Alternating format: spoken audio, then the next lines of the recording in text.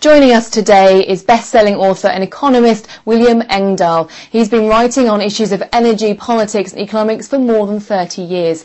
Thank you for joining us today. Recently, we've seen several American banks beat forecasts and record an increase in profit.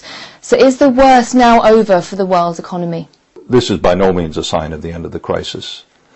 When we talk about the banks, we're talking really about, at most, 7 or 8 huge institutions that are at the center of this crisis, and not tens of thousands of smaller banks in the U.S. So in your opinion, do you think it's too soon to be optimistic? It's absolutely too soon to be optimistic in the U.S. The U.S. is the heart of a global problem, the core of the problem. And U.S. financial and banking deregulation since the end of the 1990s is the proximate cause of the problem. And that is a process now that is going to put the U.S. into what I call 10 years of hell. It's going to be worse in some respects than the Great Depression of the 1930s for most Americans. And everything that the current administration and the previous administration have done about the problem is merely going to make it worse for the actual economy. So how long do you think it's going to take before we see the end of this recession? The point is, we're at an epochal change. This is something that happens perhaps every 400 or 500 years. This isn't a once-in-a-decade recession that we're living through. And I call it in my new book, which was just released in German, the decline of the American century. This is a terminal decline, as you had with the British Empire after World War I. And it wouldn't matter if Jesus Christ were the President of the United States today.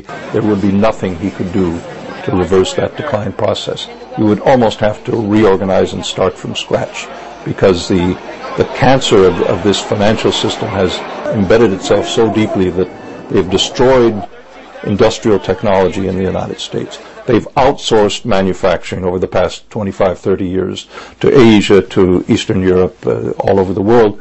The American elite has rotted itself from inside out over the past 30, 40 years, since the early 70s.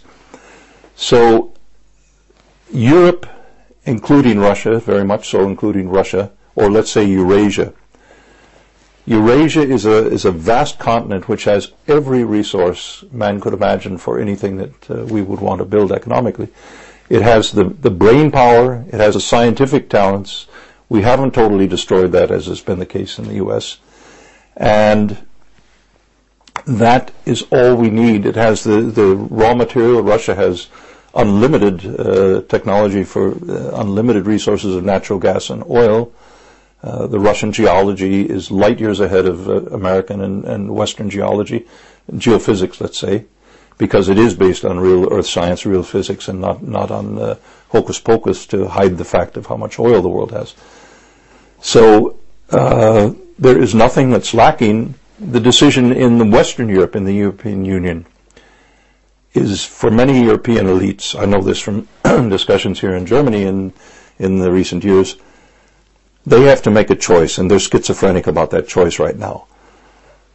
Either strengthen the Atlantic Alliance with Washington and go down with the sinking Titanic called the American century, or carefully try to reorient the supertanker called the European Union and build bridges of cooperation with Russia above all, with China above all for economic markets and whatnot.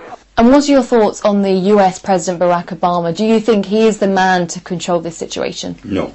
To my mind, and I said this in print a year before Barack Obama became president, the American power establishment since the time, at least, of Abraham Lincoln, with the possible exception of John Kennedy, has never allowed any candidate to get near the White House who they don't totally control. And that we see that in the case of President Obama. So there is nothing that the Obama administration is doing to rock the boat. He is merely, if you will, a cosmetic change.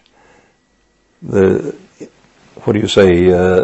Old wine in new bottles, and that's Barack Obama. He's simply an attempt to deceived to put the rest of the world off balance, but I think it's certainly wearing thin in the American public. They realize he hasn't done anything fundamental to improve their situation, and he has perhaps another 2 or 3 months before he becomes, like George Bush, the most hated man in America, I think.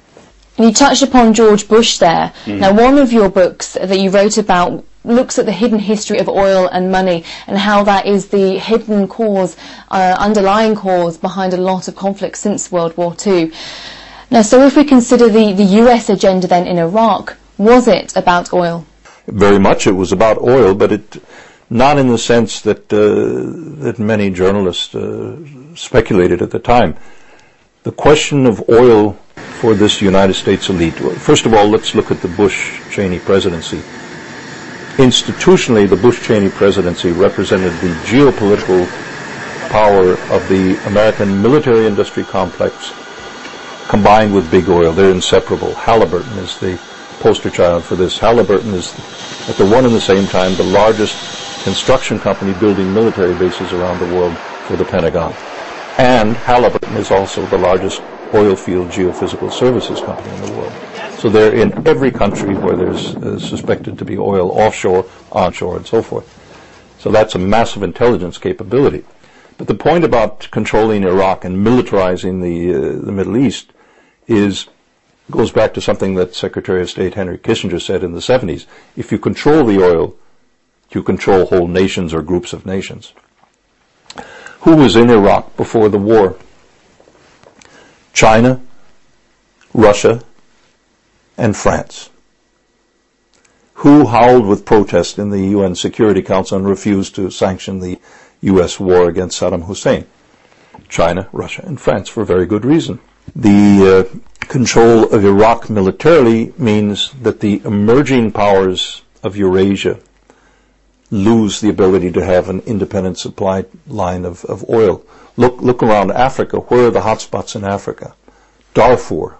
Well, you ask yourself, why after 2004 does genocide in Darfur suddenly become such a human concern for George W. Bush that he's crying crocodile tears, or George Clooney, the actor, that he's going on stage pleading for stopping the genocide in Darfur?